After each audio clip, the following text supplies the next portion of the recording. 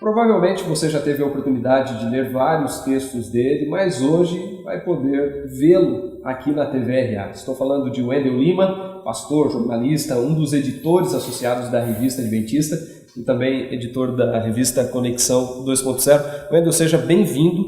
Você está estreando aqui esse espaço onde a gente quer trazer vários editores, integrantes da redação, para fazer uma leitura contextualizada daquilo que acontece não só no meio adventista, mas também no mundo religioso em geral. E a gente começa conversando com o Wendel sobre um congresso que aconteceu no NASP Campus Engenheiro Coelho, um evento que reuniu teólogos do Brasil e do exterior para tratar sobre um tema importantíssimo: missão. A partir daquilo que você visualizou nos debates, nas palestras, é possível a gente afirmar que o Brasil tem sido visto, né, como uma nova base para o envio de missionários? Bom, Márcio, em primeiro lugar, a minha impressão do evento foi uma impressão de inspiração. Você participar de qualquer evento de missão, sempre você escuta histórias dramáticas, emocionantes, você vê gente respondendo ao chamado, ao apelo do Espírito Santo para se entregar completamente ao trabalho de Deus. E eu vi isso acontecendo com os estudantes. Vários foram às lágrimas ao ouvir os testemunhos, as histórias. Muitos me disseram que tiveram o chamado de Deus confirmado para fazer um trabalho transcultural, então deixar o conforto da casa, quem sabe a perspectiva de crescimento no ministério aqui no Brasil, para poder fazer um trabalho pioneiro, além em mar, onde talvez precise mais deles. Aliás, um dos organizadores desse evento aí foi um estudante que teve uma experiência fora, né? Exatamente. Na verdade, é um estudante da pós-missiologia, que fazia a graduação, ele já tinha uma outra graduação em administração, estava cursando teologia e fazendo a pós-graduação em missiologia. Quando teve a iniciativa da igreja mandar 25 famílias, né, missionários, o projeto Missionários para o Mundo, exato, fato histórico sem precedentes, aí nós enviamos agora em fevereiro, a igreja enviou para o Oriente. Esse rapaz, junto com a sua esposa, foram um dos enviados, né, para esse. Então ele nem acabou participando do evento, mandou um vídeo da cidade onde ele está, e por questão de segurança a gente não pode divulgar onde ele está, mas enfim, ele, com um coração na missão, acabou mobilizando os alunos para poder ter esse evento, e realmente o evento aconteceu, foi uma grande bênção. Historicamente a gente sempre recebeu missionários, né? Agora a gente está percebendo uma inversão histórica no processo, onde a gente passa a ser um fornecedor de missionários, né? Exatamente. Há mais de 100 anos a gente recebeu missionários europeus, norte-americanos, que trouxeram a mensagem adventista para cá. Depois de todo esse tempo, hoje a gente tem uma configuração histórica favorável para que a América do Sul envie missionários. Então nós temos uma igreja madura hoje institucionalmente, na área de educação, de saúde, de publicações, de comunicação. Nós temos uma igreja que tem dado uma contribuição maior para o campo mundial em relação às finanças, e é uma igreja também que tem crescido numericamente bem. Então ela tem um número razoável de membros e de líderes. Então toda essa configuração faz com que a gente possa ser uma base de envio. Nós ainda não somos, mas temos potencial para isso, e eventos como esse têm o propósito de fomentar exatamente essa visão. Bom, historicamente os Estados Unidos sempre cumpriu o papel mais importante da história adventista no que diz respeito ao envio de missionários, né? Mas hoje os Estados Unidos enfrentam sérios problemas, sérias restrições diplomáticas, né? Com muitos países. Isso já se reflete no contexto adventista, no aspecto do envio de pessoas para as missões? Nos últimos anos nós tivemos aí novos países despontando, né, como bases emergentes de envio de missionários. Então nós temos as Filipinas, a Coreia do Sul, a Nigéria e a América Latina de modo geral, né? Então o que nós temos é que os países latino-americanos, eles têm relações diplomáticas mais tranquilas, né, com os países que para os quais queremos enviar missionários, especialmente o Oriente Médio, o mundo islâmico. Então já um europeu e um americano não são bem-vindos no mundo islâmico, né? Alguns poucos países aqui da América do Sul, a maioria tem essa aceitação bastante significativa lá fora. Exatamente. E o Brasil, em especial, tem um aspecto cultural favorável, que é da imagem que ele tem de alguém simpático, alguém acolhedor, alguém que é bom estar do lado dele, alguém que pratica futebol, associado com futebol. O futebol acaba sendo um cartão de visitas, né, para esse missionário entrar em várias culturas. Então, esses fatores todos somados realmente favorecem o momento único que nós estamos vivendo hoje. Bom, para a gente ter uma ideia do quanto nós crescemos, né, o internauta pode ver na tela aí alguns números. Em 2013, a igreja recrutou e enviou 1.100 missionários, né, para as missões transculturais. 51% deles da América do Norte, né, um percentual bem menor da América Central, apenas 2,5%, e a América do Sul, como você disse, com um crescente número ali de envio de missionários, representando 12%, né? Talvez isso não pareça muita coisa comparado ali com os 51% da América do Norte, mas em 2000 a gente tinha um número bem mais baixo, um percentual bem mais baixo, né? Era o que, de em torno de 2%. 2%, né? 2%. Agora, o que você acha e o que se falou até no evento, o que tem contribuído para esse processo, para esse despertamento? Bom, nós temos a questão, acho que uma compreensão de que Jesus não vai voltar se nós pregarmos o Evangelho apenas no Brasil e na América do Sul.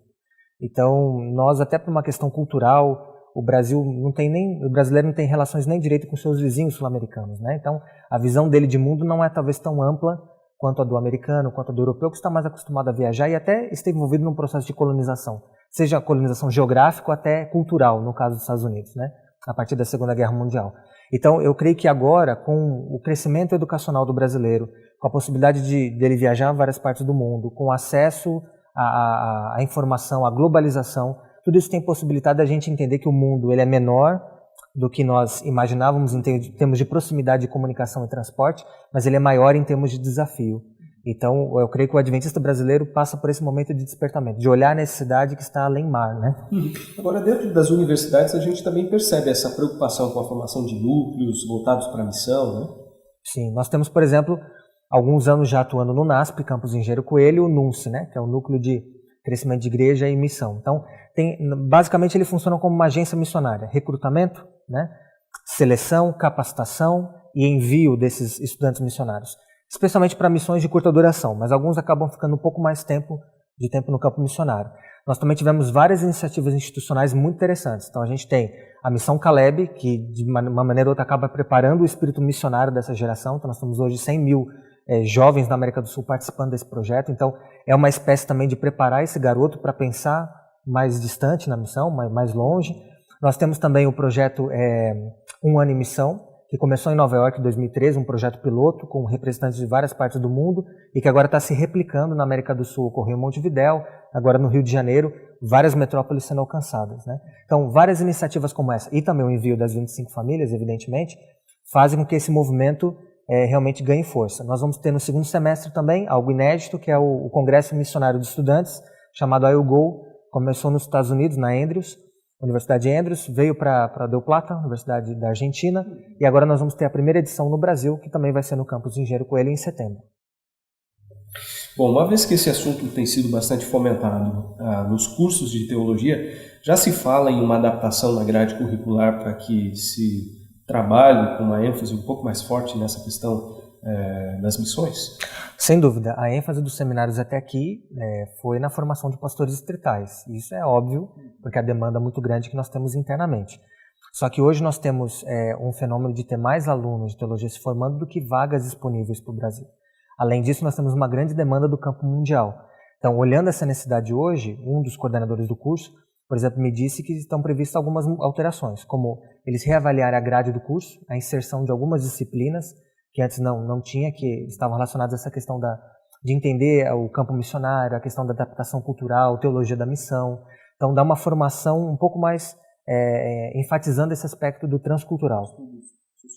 Estudo sociológico, antropológico, tudo isso que faz parte da formação de um missionário. Também outra coisa que se falou foi a questão de facilitar e até incentivar estágios fora do Brasil. Então, existe um programa no terceiro ano que é um estágio de evangelismo público. Existe a possibilidade de se fazer, já é feito isso em alguns países da África, de fala portuguesa, Moçambique, Guiné-Bissau, Angola, mas a ideia é que se intensifique esse processo. Outra coisa também que se pretende é que parte desses professores que vieram, desses teólogos que vieram, e outros também, venham dar matérias intensivas para o seminário. Então, exatamente nessas lacunas, nessas necessidades que o seminário tem para a formação do missionário, né? E por fim também a enfatizar ou facilitar o intercâmbio para o desenvolvimento da língua inglesa, que é fundamental para quem quer ser missionário. Certamente. Bom, você comentou no início aqui que muitas pessoas, muitos participantes do evento manifestaram lá uma disposição de ser missionários. Para quem está nos assistindo e de repente tem esse sonho também, como é que pode fazer? Como fazer o contato, como dar o primeiro passo? Pois bem, nós temos uma principal agência de recrutamento da igreja, que é o Serviço Voluntário Adventista.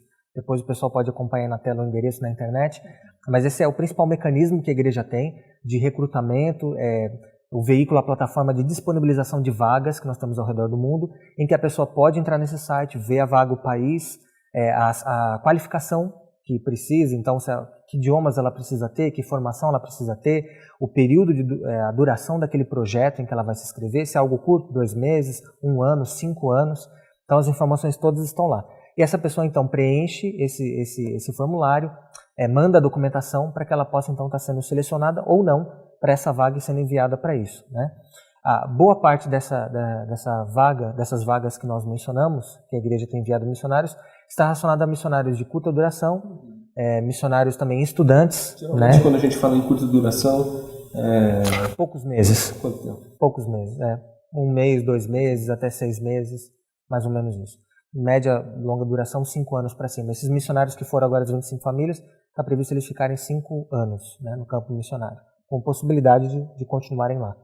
Então nós temos o Serviço Voluntário Adventista e também nós temos agora, chegando no Brasil, alguns ministérios de apoio que já atuam nos Estados Unidos e em outros lugares, como a AFM, né, que é uma agência também de envio de missionários que atua em 19 países, e também o endereço pode estar disponível na tela para o pessoal acompanhar. E representantes dessa agência estiveram aqui, exatamente para trabalhar com o recrutamento desses alunos. Então ela é uma agência que trabalha alinhada com a igreja e que envia missionários para regiões onde realmente não existe nada, nem presença adventista, nenhuma instituição adventista, é um trabalho pioneiro mesmo. E aí depois de feito esse trabalho pioneiro, entra o braço institucional da igreja para dar o suporte de estabelecimento da igreja naquele local. Muito bom. Bom, a gente agradece a presença aqui do Wendel, a gente vai ter outras oportunidades para conversar sobre esse assunto. Aliás, o internauta pode até acessar nessa mesma página do vídeo outros conteúdos relacionados com a missão e esse despertamento, como a gente disse aqui, para essa necessidade de enviarmos missionários para regiões, especialmente onde ainda não há presença adventista. Bom, a gente se encontra em outra oportunidade. Até mais.